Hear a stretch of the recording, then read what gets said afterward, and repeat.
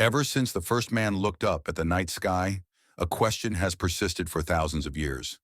Are we alone in the universe? Stars were symbols of gods, eternity, and mystery to our ancestors. In ancient myths, we find stories of beings from the heavens who descended to Earth. Were they just legends or memories of real events? Today we know that the universe is much larger than we can imagine. There are billions of galaxies. Each of them contains billions of stars, and almost every star has its own planets. If life originated on just a fraction of them, why haven't we discovered it yet? Maybe we really are alone. Or maybe we just don't know how to look yet. Or maybe we just don't realize that someone has already found us. In many ancient cultures, the stars and planets were considered the home of gods and supernatural beings. The Egyptians worshipped the god Ra, who traveled the heavens on his sun ship. The Mayans and Incas linked the movement of the stars to human destiny. Ancient texts and myths tell of beings who descended from the heavens and imparted knowledge to humans, often referred to as celestial visitors. Some archaeological discoveries raise questions about whether these stories may have been more than just legends. Structures such as the pyramids of Giza, the mysterious Nazca lines in Peru, or the stone circles of Stonehenge are often admired for their precision and complexity. Some researchers speculate that such monuments may have served as communication or landmarks for visitors from outer space, although scientific evidence is still lacking. This desire for knowledge and connection to something greater is not just a product of ancient times. Even today, we are drawn to the unknown, wondering if there is intelligent life out there waiting to be discovered. It is a quest that connects science, philosophy, and the human imagination. Perhaps because we have been asking this question since ancient times, it continues to fascinate and motivate us to keep searching for an answer that could change our place in the universe forever. Since ancient times, we have been fascinated by the vastness of the starry sky. But it is only with modern science that we have truly understood the vastness of the universe. Our galaxy, the Milky Way, contains between 100 and 400 billion stars, many of which have their own planets. There are an estimated 2 trillion galaxies in the observable universe, which means that the number of stars in the entire universe is unimaginably large. Many stars are similar to our sun, and it is around them that astronomers are discovering exoplanets, planets outside our solar system. Some of these exoplanets are located in the so-called habitable zone, the region around a star where the temperature could support liquid water and therefore life like ours. There are also other interesting worlds, icy moons like Europa and Enceladus, for example, which have oceans beneath their icy surfaces where life could also exist. The size and diversity of the universe makes us wonder. The light from the most distant galaxies we see today has traveled billions of years, which means that when we look into the distance, we are also looking into the past of the universe. Statistics tell us that in a universe so vast and diverse, life must be very likely. Astronomers use various models and equations, such as the famous Drake equation, to estimate the number of civilizations capable of communicating in our galaxy. The Drake equation takes into account factors such as the number of stars orbited by planets, the conditions suitable for the emergence of life itself, the development of intelligence, and the technological capabilities of communication.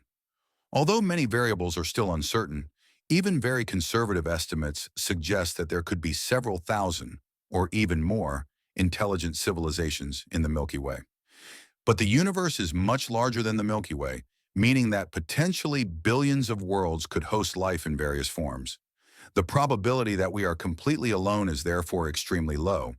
However, these statistics contrast with the fact that we have not yet detected any clear signal or evidence of the existence of an extraterrestrial civilization. This contradiction, known as the Fermi paradox, is among the greatest mysteries of modern science. The Fermi paradox is one of the most puzzling questions in modern astronomy and philosophy. It expresses the contradiction between the high probability of the existence of extraterrestrial civilizations in the universe and the fact that we have not yet seen any convincing evidence of their existence. The paradox is named after the famous physicist Enrico Fermi, who, during an informal discussion with his colleagues, asked himself a simple question: where is everyone? If there are so many potential worlds in the universe suitable for life, and if intelligent life is common, why have we not seen any signs of aliens? There are several theories that try to explain this paradox. Some of them say that the distances between civilizations are so vast that communication or travel is practically impossible.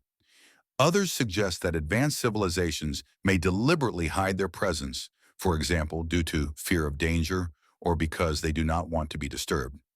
Another hypothesis is that intelligent life is very rare and that our planet is exceptional in this regard. Some scientists believe that civilizations tend to develop quickly and also quickly disappear, perhaps due to their own technology or natural disasters. It is also interesting that humans are already actively sending signals into space, for example, using radio telescopes and searching for signals from elsewhere in projects such as SETI, Search for Extraterrestrial Intelligence. In 1977, the Big Ear Radio Telescope in Ohio recorded the most famous anomalous signal in the history of the search for extraterrestrial life. It lasted only 72 seconds, but its intensity and precision stood out so much that astronomer Jerry R. Amon handwrote next to it on the datasheet, "Wow." The signal came from a region in the constellation Sagittarius, where there was no known Earthborne frequency or interference. It was narrow-band, extremely clear, and consistent with what could have come from a technologically advanced civilization. Attempts to recapture it, however, were never successful. The signal never came back. Today, the WOW signal remains one of the greatest mysteries of modern astronomy. To some, it is possible evidence of extraterrestrial intelligence. To others, just a strange coincidence or a previously unknown natural phenomenon. Summer 1947, near the town of Roswell, New Mexico, a local rancher discovers strange debris scattered on his property, thin metal strips, unusual fragments, and materials that seem indestructible. He alerts the local army base, which soon issues a statement that it has found a crashed flying saucer. The news immediately spreads to the media, but just a day later the Army corrects its claim. It is said to be just a fallen weather balloon. The case is officially closed. But what could be quickly forgotten turns into the most famous conspiracy theory of the 20th century. Witnesses claim to have seen the bodies of beings that are not human. Testimonies from Air Force personnel emerge about the secret transport of alien debris and bodies to Area 51. The U.S. government claims that it was a secret project called Mogul, a balloon equipped with sensors to detect Soviet nuclear tests. But public distrust has already been sown. Roswell has thus become a symbol, a place where, according to some, contact with an extraterrestrial civilization was confirmed. An encounter with an extraterrestrial civilization doesn't necessarily have to resemble a movie shot of a saucer landing in the middle of a field. In fact, there are several realistic scenarios for how first contact could occur, and each one brings its own questions and challenges. The first possibility is the detection of a signal, radio waves or laser pulses, that show signs of artificial origin. It could be a pattern, a repeating structure, or a clear mathematical message. Projects like SETI or Breakthrough Listen are preparing for just such a contact. The second scenario is a chance discovery, for example, through telescopes or probes that detect an extraterrestrial megastructure or technology, something that cannot be explained by natural phenomena. Artificial orbits, technosignatures, or perhaps reflections on an alien planet that resemble artificial light. The third option is direct exploration, either by our probes, which will one day encounter an alien artifact, or the other way around. Another civilization will send a probe to us, small, silent, observing. No contact, just a silent witness to our planet. Maybe we are alone yet. Maybe we are just not listening in the right direction yet.